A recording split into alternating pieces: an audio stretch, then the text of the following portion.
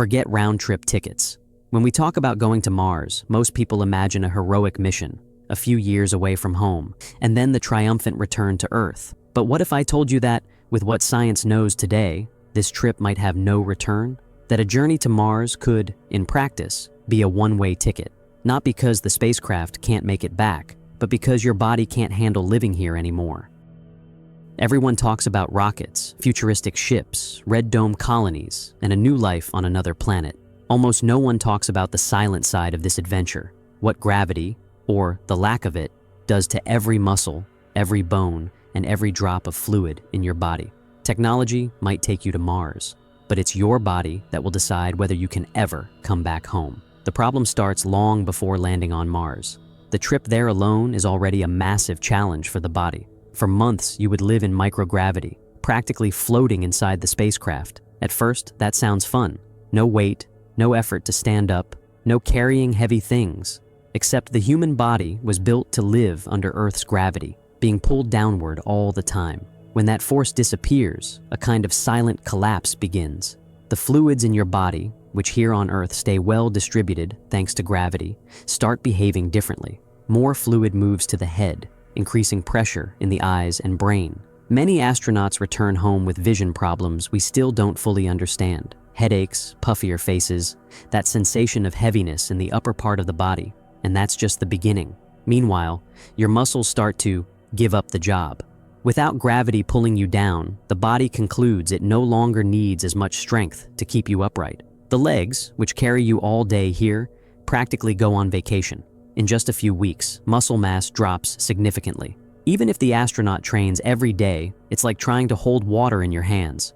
You stave off the worst, but you still lose a lot. The bones suffer even more. They were designed to bear your weight, step after step, year after year. In the absence of weight, the body decides it doesn't need bones that strong and starts pulling calcium from them as if it were recycling material. The result is similar to accelerated osteoporosis. In months, what would take years to happen here on Earth unfolds in space at an alarming pace. The spine changes too.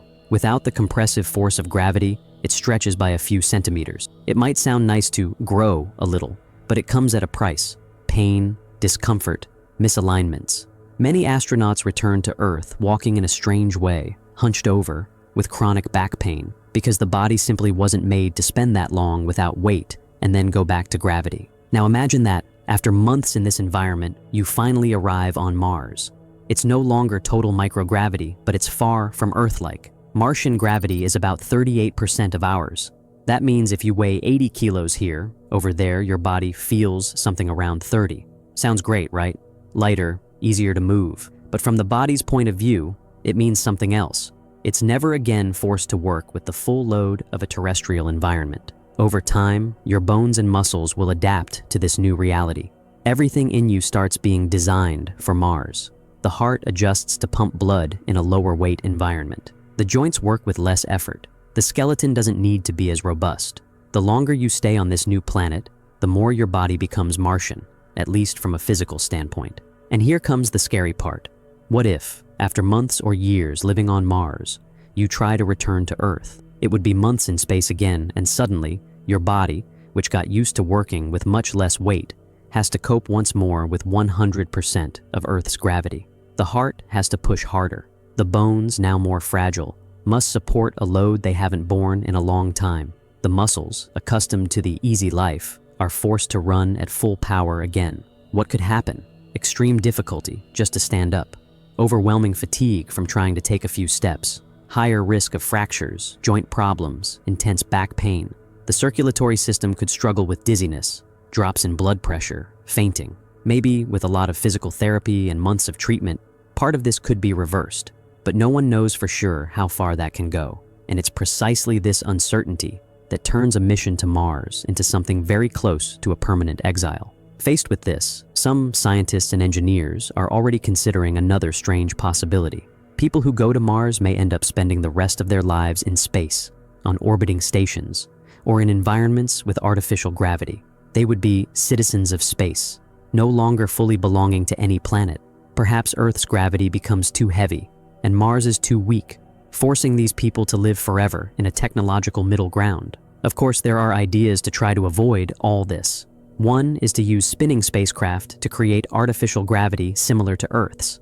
Another is to develop special suits that apply pressure to the body, simulating weight, or drugs that protect bones and muscles. Intense daily workouts are already part of current astronauts' routines. But the truth is simple. No one has spent years on Mars to know exactly what will happen. Most of what we're talking about here is based on studies from short missions on the International Space Station and simulations. So, before sending a group of people to live on Mars, humanity will have to face a tough question. Are we ready to accept that they might never be able to come back? That it's not just a mission choice, but a definitive change of world? Is it courage, sacrifice, or madness? If you received an offer today, a guaranteed spot in the first Martian colony with everything paid, cutting-edge technology, food, shelter, new landscapes every day, but with one clear condition: you will never return to Earth. Would you accept it? Would you be okay knowing you'd never again feel your body's full weight? Never again walk the streets of your city? Never again hug someone under the blue sky here? In the end, this might be the true face of Mars colonization. Not a simple trip, not a long mission with a guaranteed return, but a definitive migration. The first humans on Mars may not be just astronauts on a work assignment. They may be the first voluntary exiles of modern history, giving up the planet where they were born to try to build a home on another world. And that's why, when we hear that those who go to Mars might never return, we're not talking about cheap drama. We're talking about the limits of the human body, about science, medicine, ethics, and how far we're willing to go to leave our mark on the cosmos. The question isn't just, how are we going to get there, but who will we become when we can never come back? And you? Would you accept a one-way ticket to Mars, knowing that Earth, in practice, would be lost to your body forever? Tell me in the comments, because I really want to know your answer. And if you enjoy this kind of journey through science and the future of space exploration, don't forget to like the video and subscribe to the channel. That helps a lot, so we can keep bringing stories that show the fascinating and sometimes frightening side of living in such a vast universe. Thank you, and see you in the next video.